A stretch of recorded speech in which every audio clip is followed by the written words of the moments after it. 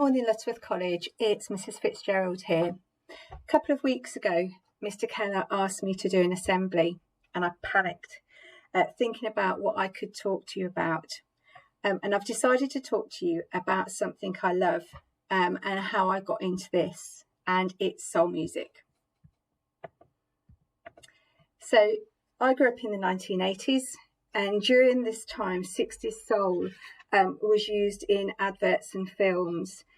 Levi's in particular ran a very successful advert campaign, and you can see this on YouTube, using classic 60s soul songs, but also films like Dirty Dancing, which I'm sure lots of you have seen, had 60s soundtracks. Now, me and my friends didn't have a lot of money, so we would borrow records, vinyl, from our local library in Wellingborough. And what we would do is we would borrow the album, and then we would, in this case, I would use my dad's MIDI system, which looks something like this, and we would then copy it onto tape, and we would return it back to the library, dreading the check for scratches, because if it was scratched, you'd then have to pay for the damages.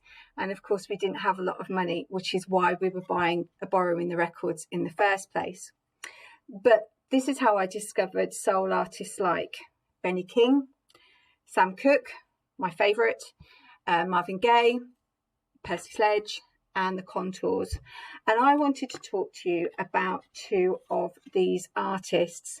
It was really hard to pick two only. So many of these artists have interesting and tragic backstories, but I've settled on two. I've settled on Marvin, and I've also settled on Aretha, who isn't pictured here. So, Aretha. Aretha was born in 1942, and she was born in Memphis, but she moved to Detroit at the age of 5. And actually that move to Detroit is really significant because Detroit is where Motown Records was located. Motown Records was at the heart of soul music in the 1960s. Aretha started her career by singing gospel music, and you'll see that that's something that she has in common with Marvin and with other soul musicians. She also had a really tough life. She had 2 children by the time she was 15 in 1957. But she still managed to become a recording artist in 1960. Aretha's most famous song, Respect, which you will almost certainly have heard, was released in 1967, and it became a civil rights and feminist anthem. And in fact, Aretha was heavily involved in both of those struggles. She not only gave money to civil and women's rights movements, but she also performed at benefits and protests. And you might have seen footage of this, but on the 20th of January 2009, she also performed at President Obama's inaugural ceremony. Aretha, as I said, didn't have an easy life. She'd been a heavy smoker. She suffered from alcoholism, and she'd also had weight issues for a number of years. And in 2017, she announced that it would be her last year of touring, and she died in 2018, age 76. And you might have seen posters for this, or you might have even watched it, but there is a biopic of her life out starring Jennifer Hudson called Respect at the moment, if you are interested in finding out more about her.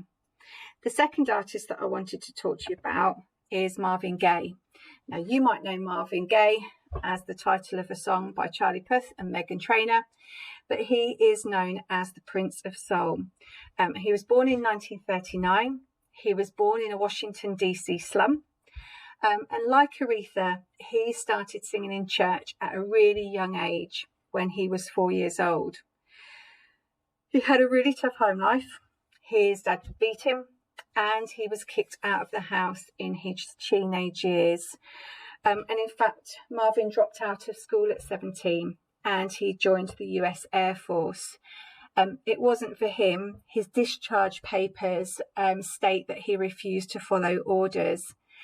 And in 1960, he relocated to Detroit and signed a record deal there. Remember, I said to you that Detroit was where Motown Records was based, which lay at the heart of soul music in the 60s. In 1964, he began to record duets with female singers like Kim Weston, Tammy Terrell, Diana Ross, and we'll come back to those duets in a little bit. And in 1968, I Heard It Through the Grapevine became #1 in the US, selling 4 million copies. And in fact, it's that song that Levi's used as part of their 1980s campaign. In 1971, he signed a contract worth more than $1 million, which was the biggest contract at that time for a Black artist.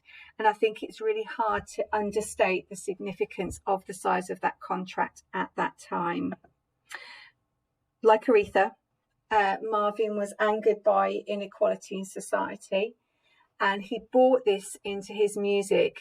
And this was really against the wishes of his recording label. They were really worried about the damage it would do to his image and the damage that it would do to his sales.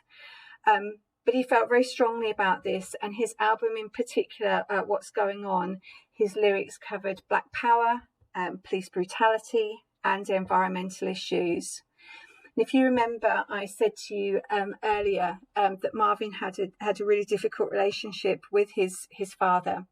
Well, on the 1st of April 1984, he intervened in a fight between his parents, and he was shot twice by his father and died a day short of his 45th birthday. I think the reason why I chose both of these artists is they've got a lot of common ground.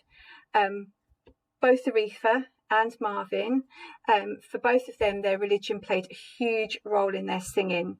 But to be fair, that's also true for lots of other soul musicians.